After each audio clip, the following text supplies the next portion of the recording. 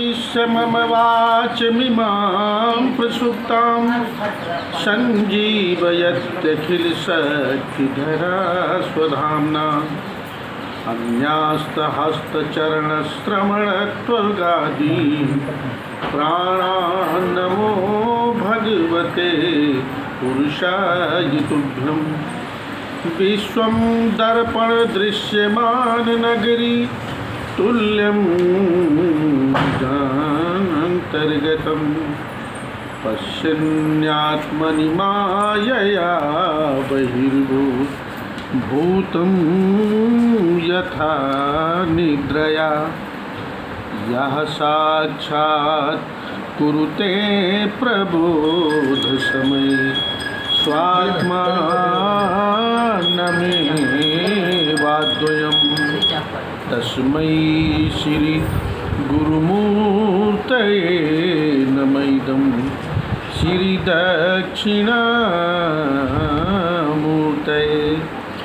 बाधितोषित विश्वेशं धर्ममार्गप्रवर्तितं वन्दे नारायणानन्दं परमहंसं जगद्गुरुं परमहंसं जगद्गुरुं अखण्डमण्डलाकारं व्याप्तं येन चराचरं तत्पदं दर्शितं येन तस्मै श्री गुरुवे नमः। तस्मै श्री गुरुवे नमः। ओम शांति शांति शांति।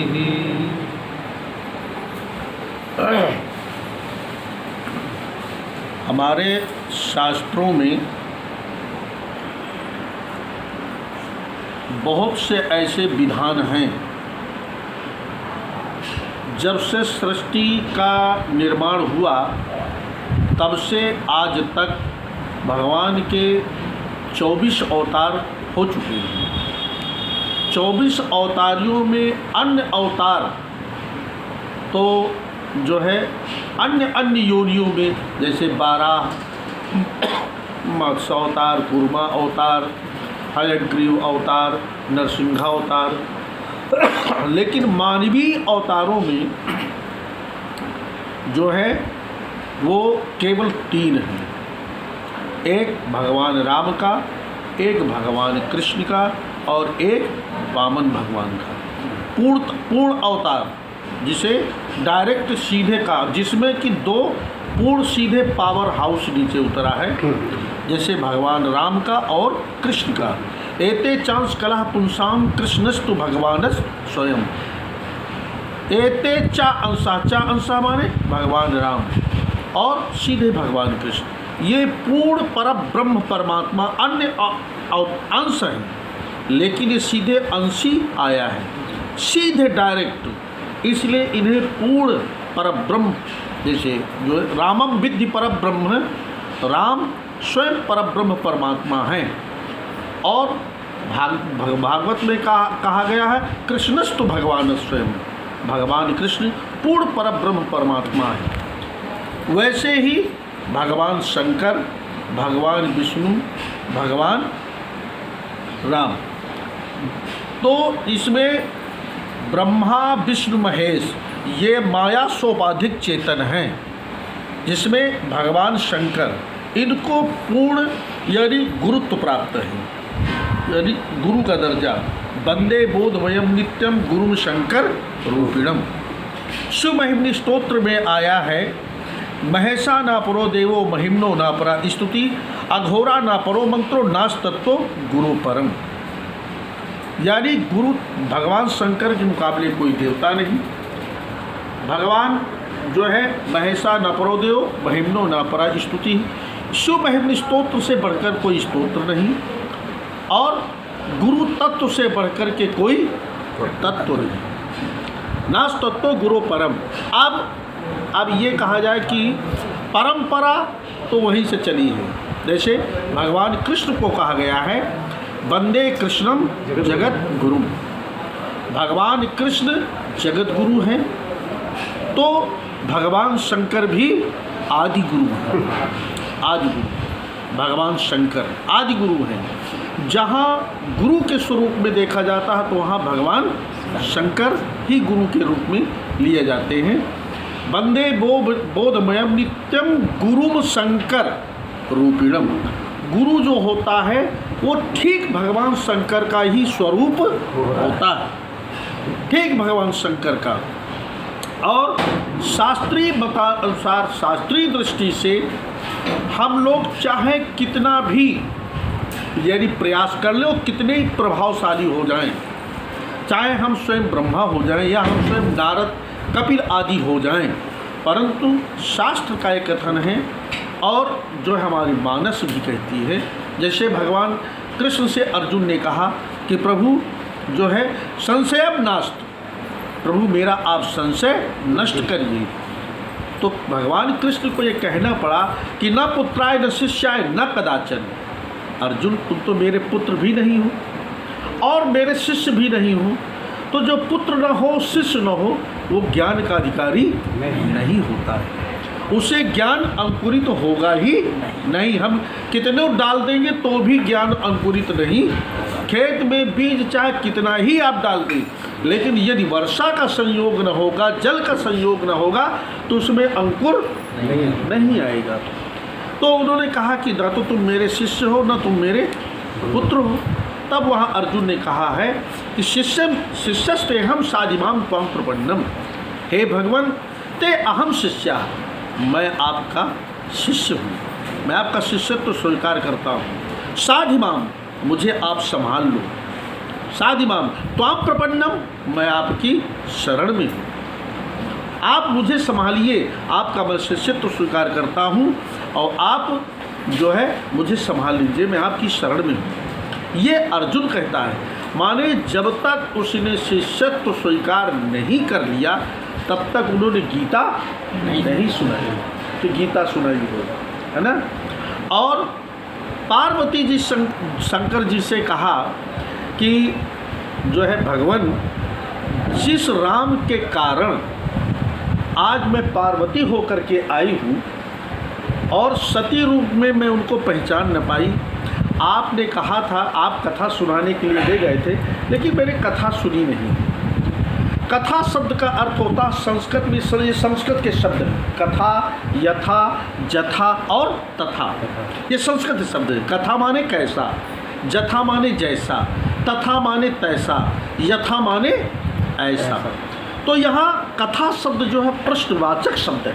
कथम माने कैसा, और जहाँ ये बताया जाए ऐसा ऐसा, वो कथा है।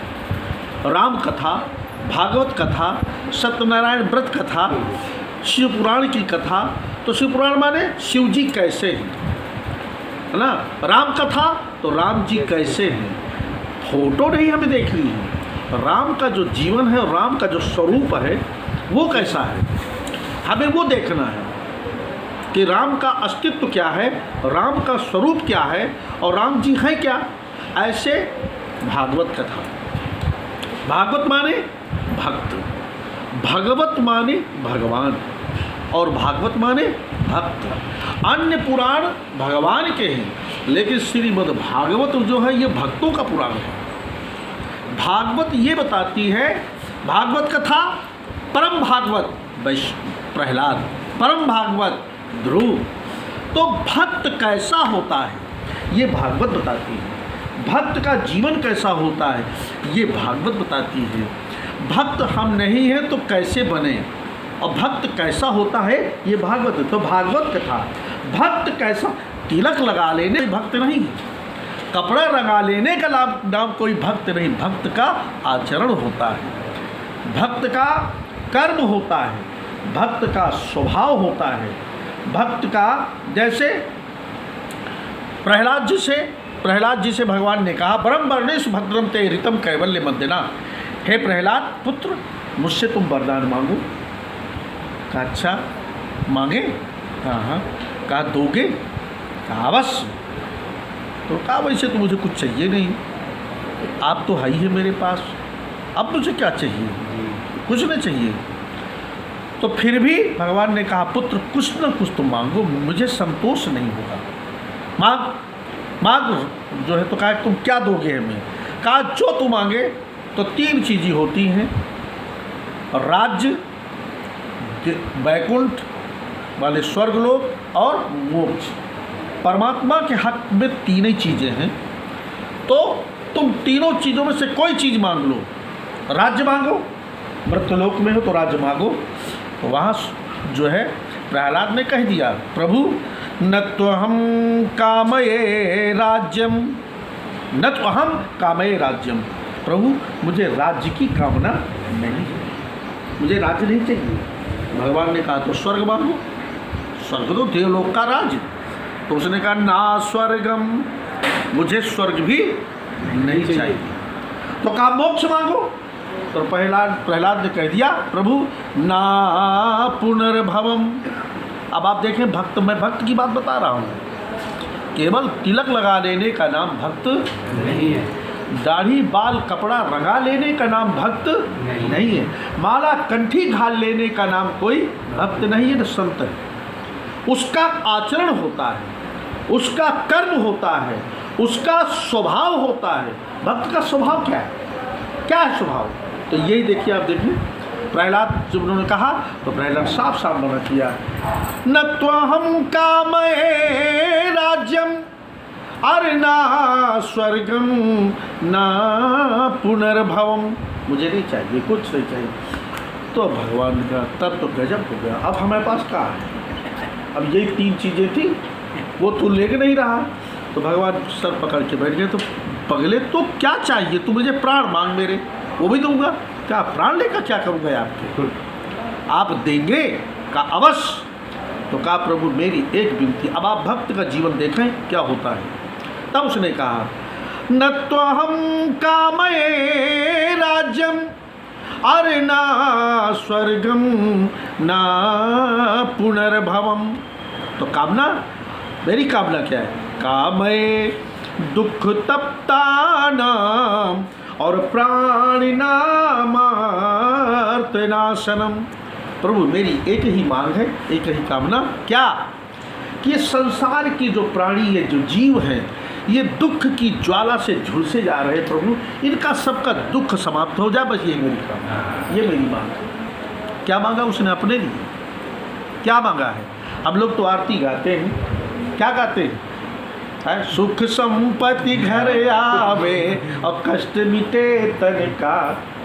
माने सुख आवे और संपत्ति आवे, और प्रभु वही ना हो, क्या करियो जब बवाल है, अब क्या खोपड़ी भंग खबर भंजन करोगे, हमारा सरदर्द बनेगा। माने सुख आए, संपत्ति आए और परमात्मा ना आए तो भी का पाएगा? हाँ, तन मन धन सब कुछ देगा और देना लेना कहीं कुछ नहीं। माने भगवानों को बेवकूफ़ बनाए पड़े हैं हम लोग। तो कैसे भगत हैं हम लोग, कैसे भगत हैं हम? तो भक्त हम कैसे बने, ये कहाँ से प्राप्त होगा? तो जब तक हमारा वेद कहता है, यजुर्वेद का है सा गुरुर्मेवाभिगच्छेत्, आप गुरु की शरण में जाइए सबसे पहले। पहली बात, हमारे यहाँ हिंदी के महीने, अब आप अंग्रेजी के महीने में मत जाइए।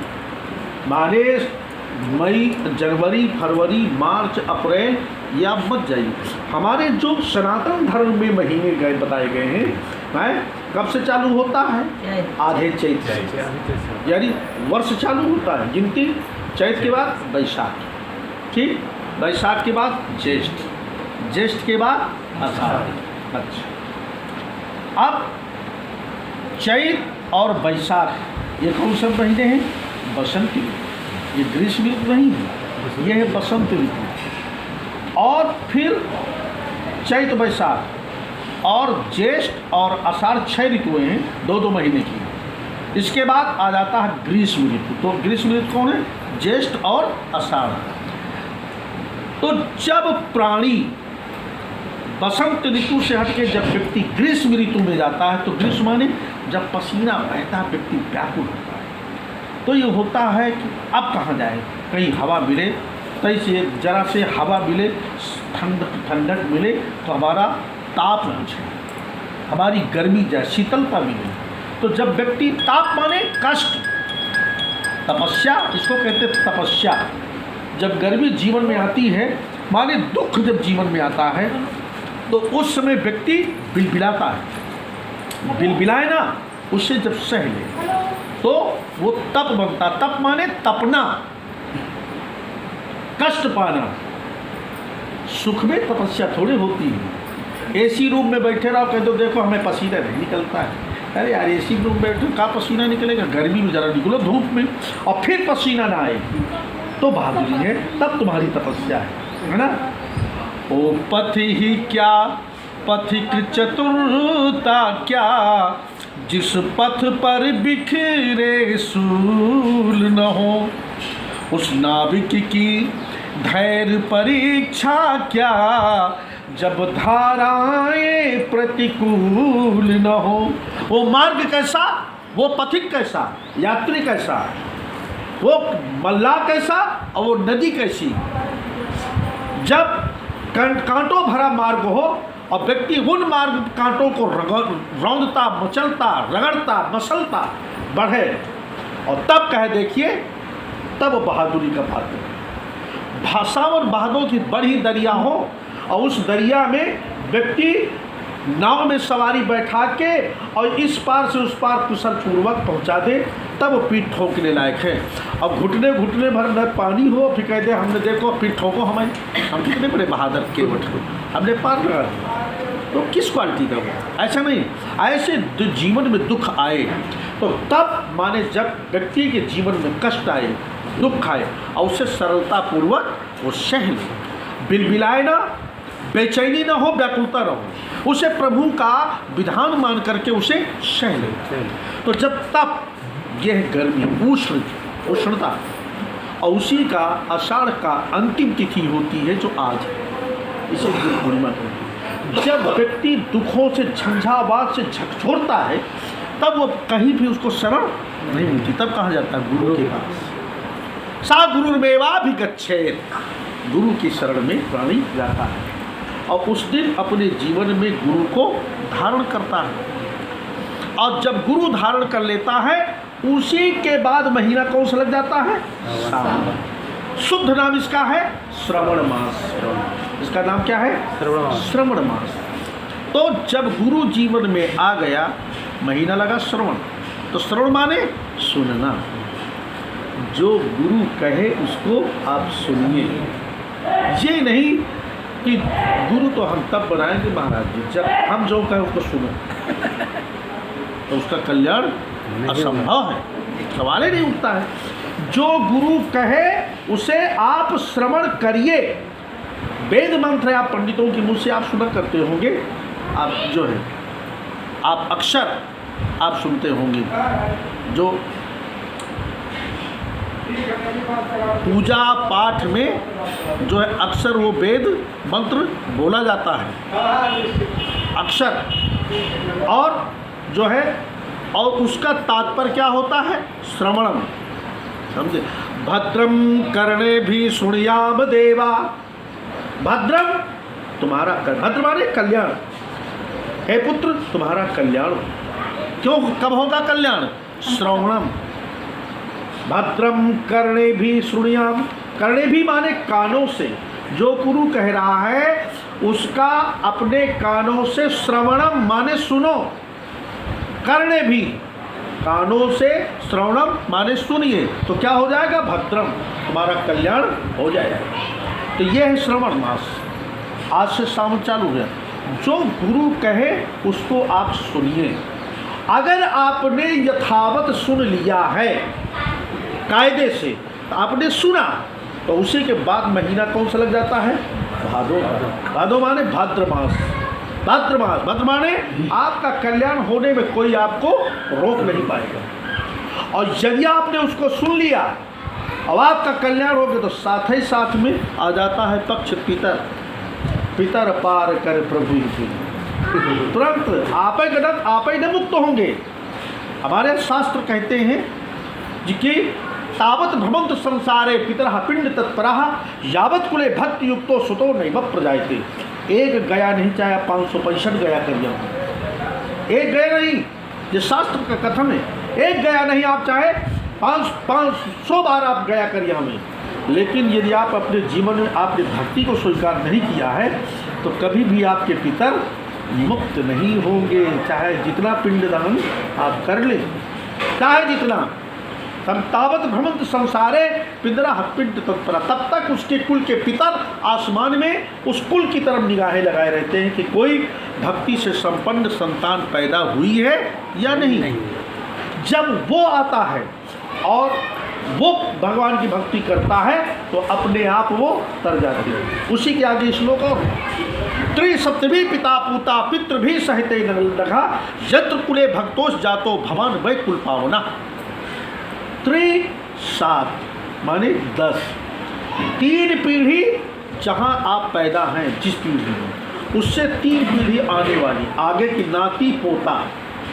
त्रिसप्तभी पिता और पूता, पिता माने नाती पोते, और 7 पीढ़ी आपके पीछे की पितर लोग, बाबा आजा पर बाबा, ये सब 10 पीढ़ियाँ अपने आप मुक्त हो जाती हैं।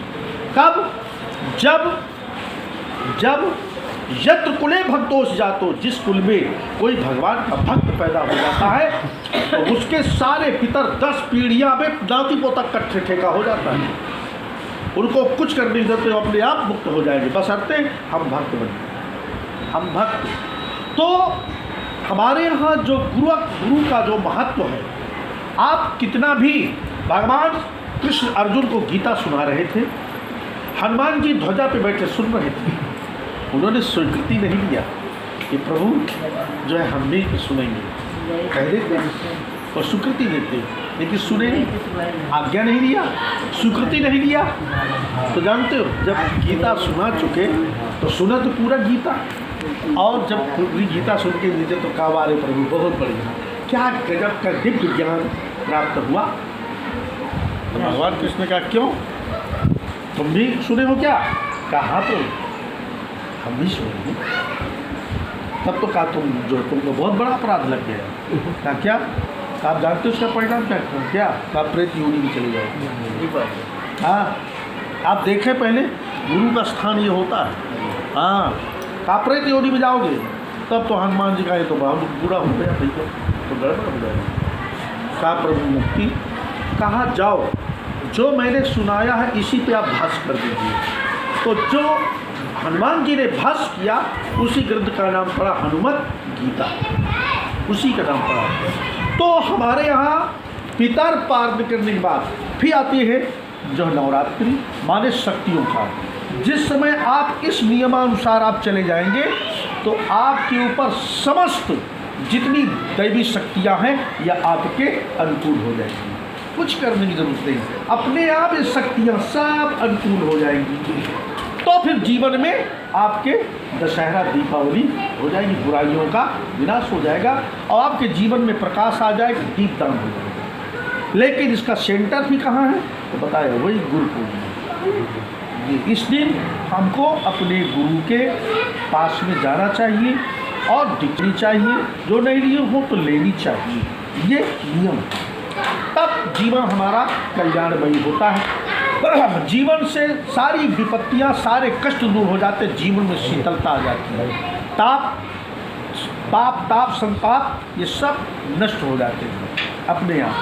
इसलिए हमारे यहाँ ये पर समस्त देवी देवताओं की एक तिथि निश्चित की गई है, जैसे फाल्गुन में शिवरात्रि शंकर जी है ना, इसके बाद जो है हनुमान जयंती, गुरु पूर्णिमा है, नाग पंचमी, ऋषि पंचमी, नवरात्रि, ये मतलब हर व्यक्ति की, हर देवता की एक तिथि निश्चित की गई। इसी प्रकार गुरु की भी एक तिथि मुख्य रूप से निश्चित की गई है, वो गुरु के नाम से ही जानी जाती है, गुरु पूर्णिमा।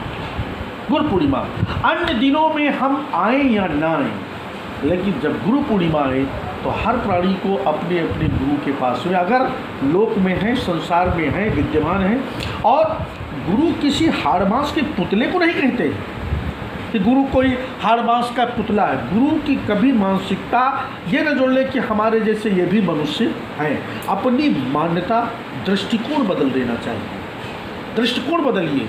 अगर आपकी दृष्टिकोण बदल गया तो पूरा लाभ जो आप पाना चाहते हैं, पूरा लाभ आपको मिलेगा। तो क्या गुरोस्त मानुष बुद्धिषु मंत्रे चाक्षर भावना प्रतिमाम श्राम बुद्धि कुर्वाणो नरकम व्रजेत। अथर्ववेद कहता है कि गुरोस्त मानुष बुद्धिषु, गुरु को हम लोग हाड़ मांस का पुतला ऐसा मान लें जैसे हमारा वैसा होता। और मंत्रे चाक्षर भावना, और वेद मंत्र में अक्षर की भावना, तो वही का खा गा घा तो है और क्या है। और भगवान की विग्रह को, प्रतिमा को, मूर्ति को पत्थर समझना, धातु की समझ लेना। ये भगवान है, वहाँ पत्थर कहाँ है? वहाँ तो हमारी दृष्टि भगवान की है। भगवान कृष्ण बिहारी जी, राधा माधव, शंकर भगवान, हनुमान जी, राम जी, ये भावना, देवी मैया, ये भावना। वहाँ पत्थर आपको दिखता ही नहीं है, वहाँ तो भगवान दिखते हैं। तो कहा जो व्यक्ति जो है गुरु को हाड़ मांस का पुतला समझ ले, जो वेद मंत्र में अक्षर की भावना समझ ले, और जो भगवान की प्रतिमा को केवल धातु और पत्थर की समझ ले, तो याद रखना शास्त्र कहता है कि कुर्वाणो नरकम व्रजेत। ये तीनों व्यक्ति को नरक जाने से कोई रोक नहीं पाएगा, कि कोई व्यक्ति रोक पाएगा। इसलिए हमारे यहाँ जो तिथियाँ निश्चित की गई हैं, जैसे अन्य देवी देवताओं की तिथियाँ निश्चित हैं, ये इनकी, जैसे भगवान कृष्ण की जन्माष्टमी, चैत्र की रामनवमी भगवान राम की ये जन्म तिथि है, ऐसे गुरु की भी एक ये जन्म तिथि है। ये गुरु शब्द का, जो गुरु शब्द का जो जन्म है वो इस तिथि का है। इसी को हम लोग गुरु पूर्णिमा के नाम से जानते हैं।